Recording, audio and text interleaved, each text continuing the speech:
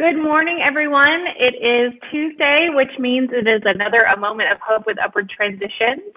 And today is a unique Tuesday. We are in the middle of some very special projects here at Upward Transitions, and I have invited my friend and colleague, Melanie Anthony from the United Way of Central Oklahoma to join us because we have been in the midst of a collaborative project. And so we just wanted to talk about the work that we've been doing for the last 10, 12 days. Is that right, Melanie? Yes, it seems longer, but yes. At least, yes, yeah.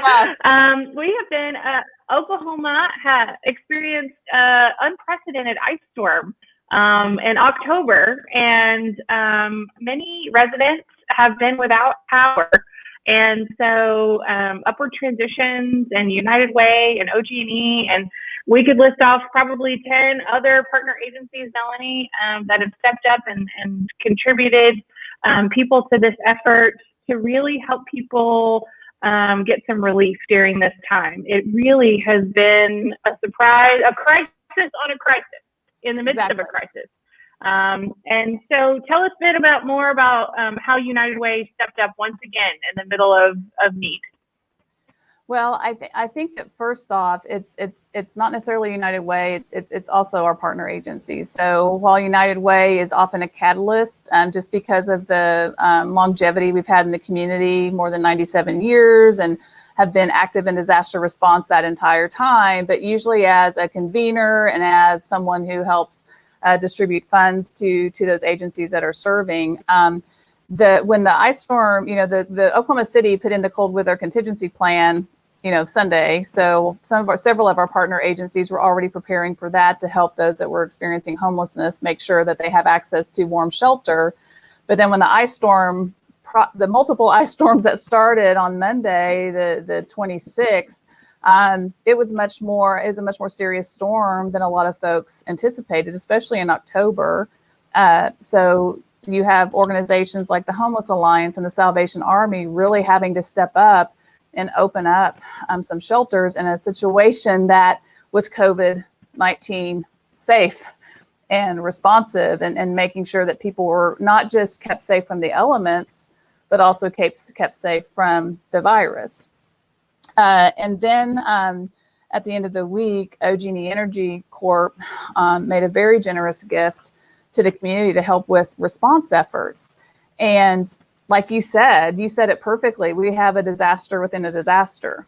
So you have the impact of COVID-19, which restricts gatherings, you have to have physical distancing, masks, all of those things tied in. And traditionally, when a weather event like this happens, you have organizations that will come in and do mass feedings and mass shelterings. So in this instance, that did not happen. So United Way was asked to work with to help coordinate relief efforts. And we reached out, of course, to Heartline 211 as a call center that they are, and then Upward Transitions to help with the case management component to take these thousands of calls. And then you are right, there were several other partner agencies that stepped in to help you along the way with case management, just because of the sheer volume. But we can talk about that, if that's something you want to visit about. But it's just been amazing to me to see how our partner agencies are responding when they themselves are without power, when they themselves are without internet, when they themselves, their staff members, are without power, yet they are stepping up and responding in the best possible way they can. Like the selflessness of them just stepping in and serving in that way has just been amazing. And then you have folks like Sunbeam Family Services and North Care and Pivot and Positive Tomorrows and A Chance to Change, coming in and offering their case managers to help with that call volume, that once 211 takes the calls, forwards those referrals to Upwards Transitions, which is exceeding 5,000. It's a lot. Yes.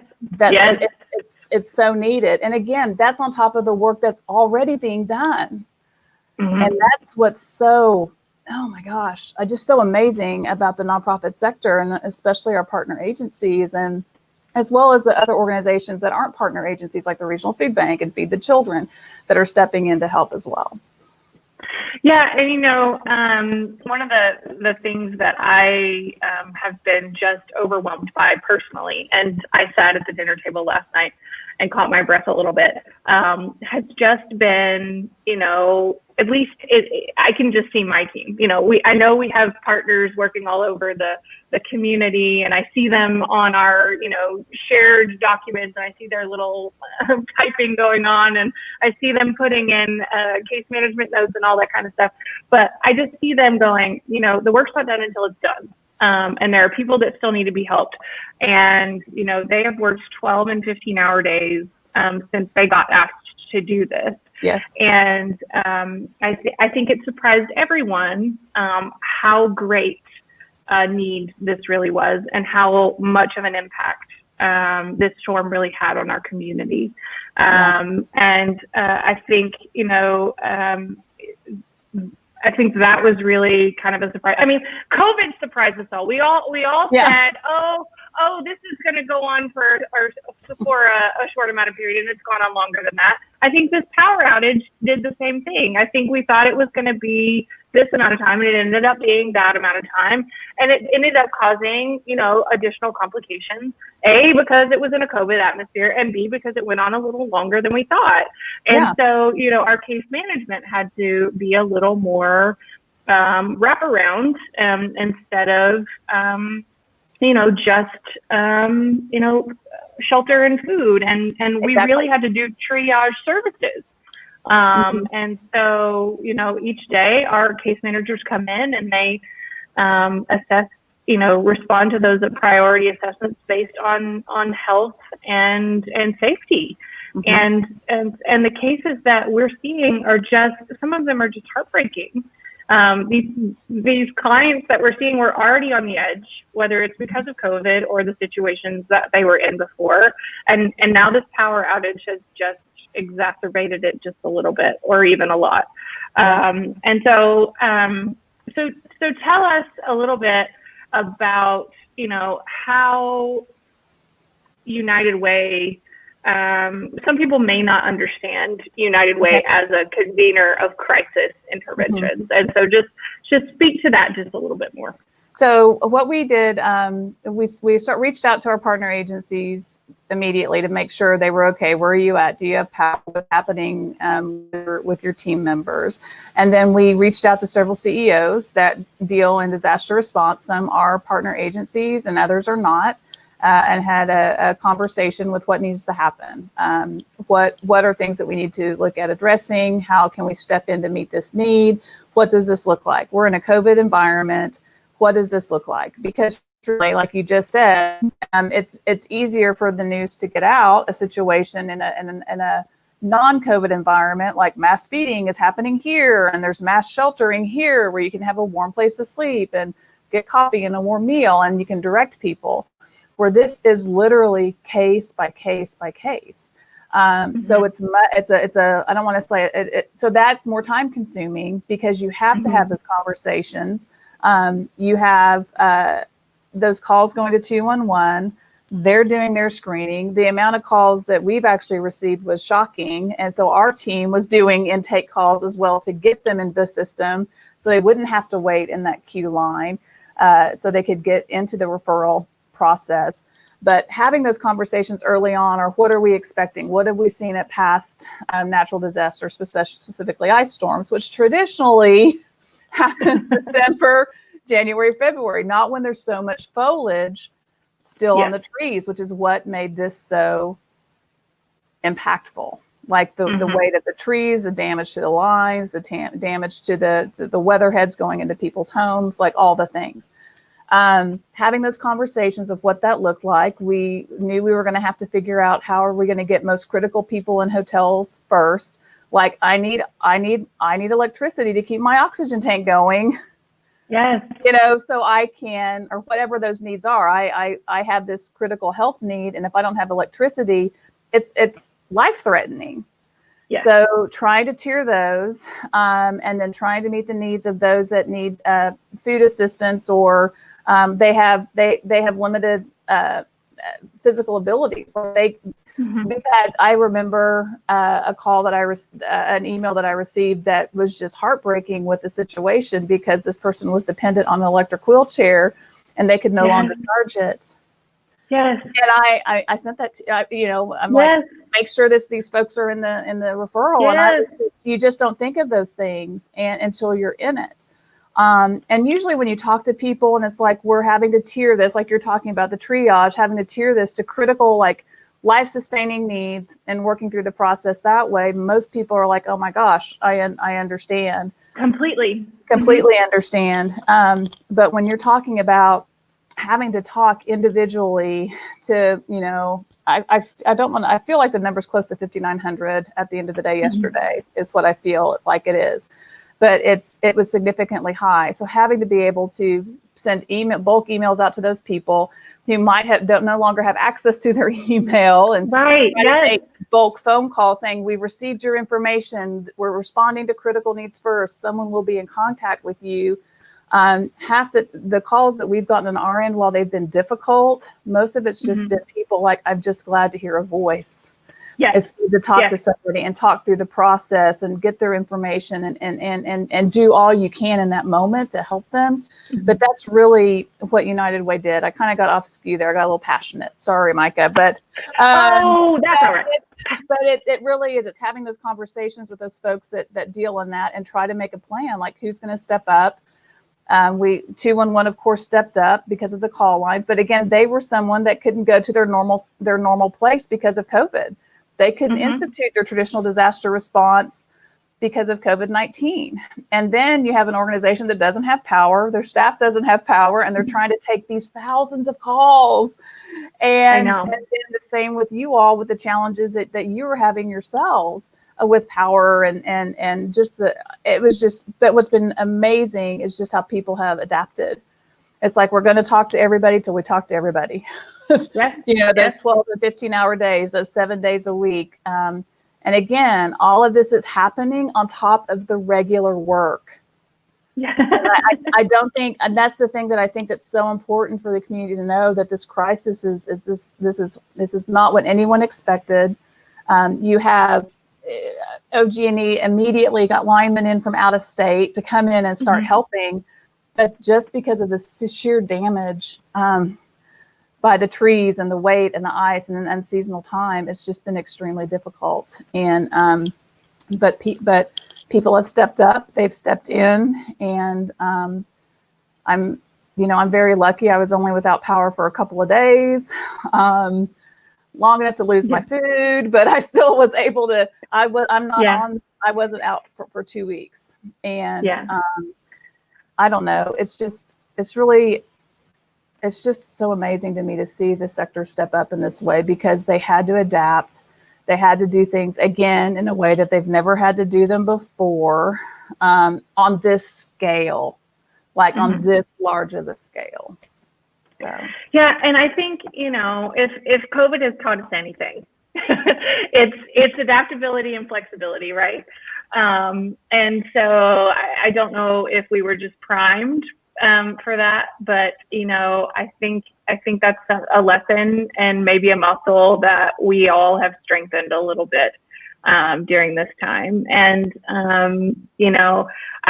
I keep seeing these memes go around the internet that, like, people have normal anxiety, and then they have parenting anxiety, and then they have COVID anxiety, and now Oklahomans have ice storm anxiety, right? And they're carrying all of this. And if we can do anything this week, we're going to keep working until we can take that ice storm anxiety off. And even if it's just a little bit, and communication is one of those, and we've worked really hard.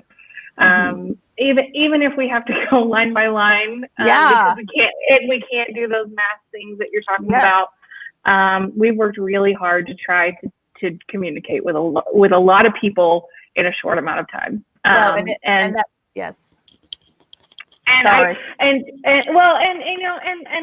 written a lot of emails in the last week that says, I know this is frustrating, just hold tight. Like, I just want to give everyone a COVID safe hug. Like, like just hold tight. Like I know that, I know this is one more thing. This is just one more thing. And lots of people, like you said, are just happy to know that somebody has heard them.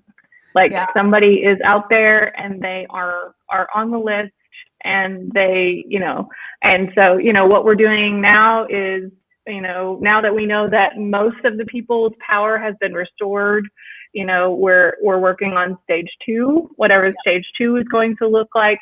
And, we know that lots of people are going to need that stage 2 follow-up. And so, this isn't over, even though power has been restored. And so, we are in the business we're in the people business and taking care of Oklahomans. And so, that work will continue. So. Well, and this is so you all, Upward Transitions always works with those that are on that cuspis, and to have to lay this additional, and then you add the layer of COVID-19, you added that layer into what you all were helping with and working through, and now the case management of the ice storm impact. It's just significant. And one of the things that was very interesting to me, Micah, is we get these updated reports from 211 on the types of calls they're receiving. Specifically is tied to the ice storms.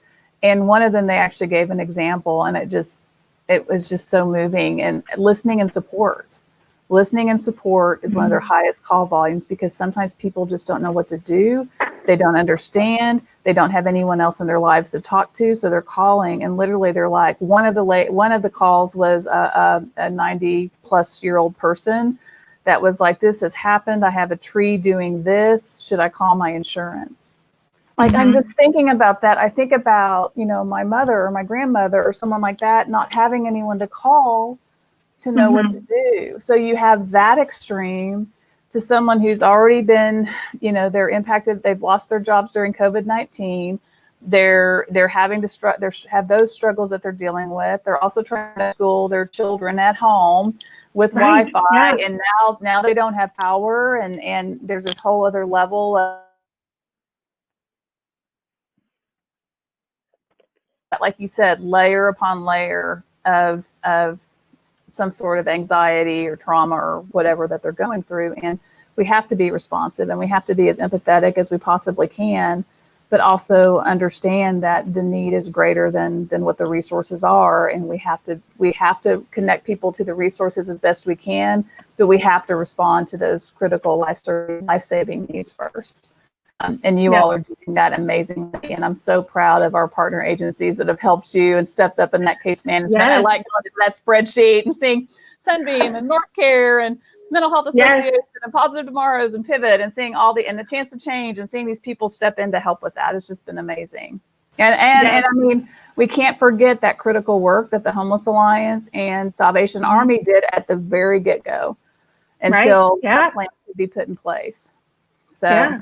And it's just, one of my jobs during all of this has been the behind the scenes nerd work, is what I call it. Of just trying to just make the case managers' lives easier, clean up the data and do all that kind of stuff. And I created a bar at the bottom of the hotel reservation spreadsheet. I was like, look how many people you're helping. Go team, go. Like, it's just, because, there were hundreds of children and hundreds of adults and thousands of nights of reservations. Yes. And so, I mean, like, just, the impact that this relief effort made in our community is significant. And when we all kind of are out of the midst of doing this work, the numbers are going to be significant about how we impacted Oklahomans. So it'll be great. Yeah, and the city has worked so hard. City of Oklahoma City and their Department of Emergency Management, Frank Barnes and his crew have worked really hard, and the state level of Department of Emergency Management have had ongoing communications and outreach efforts, and trying to keep people informed as best they can, the partners especially, so they know how to connect the resources. And just that communication piece is critical, that ongoing communication piece. And it might feel like you've been writing all these emails that are just, you want to give that virtual hug, but people, they just need to know where they are, and being able to do that, even if it's an email, it's like, okay, they have my email. That means I'm there. Like I'm in the process, but and now that I in of understand. itself, that in of itself is like, oh, like somebody knows I exist. Somebody knows I'm here. Somebody knows I'm hurting. Like somebody knows. Yeah. And this, again, this is another opportunity to really make sure people in the community know that if they are in crisis, to call 211. Because when we see on the news that something has happened with a family, but they haven't called, they didn't know to call 211 yet, and trying to get that word out, because 211 is that funnel system that can get people connected to resources. And I know Upward Transitions, even in normal times, provides a lot of community resources to families that find themselves in difficult situations. So we just are very grateful to have you as a partner, and grateful that you all stepped up to take this very difficult process. Difficult just because the mass number, difficult because of the emotion tied to it, and difficult just because of the critical need. So we're very grateful for that partnership. Well, we always, our mantra around here is we don't do it by ourselves. And we're just happy to be part of the family. So Melanie, you and I are both going to get back to it here, helping people in the midst of this relief. I really appreciate you taking the time to share with us a little bit about this relief effort and the collaboration that's happened in the last couple of weeks. So thanks again, everybody. This is a moment of hope with Upward Transitions, and we hope you find a little hope in your day today. Thanks, everybody. Bye. Bye.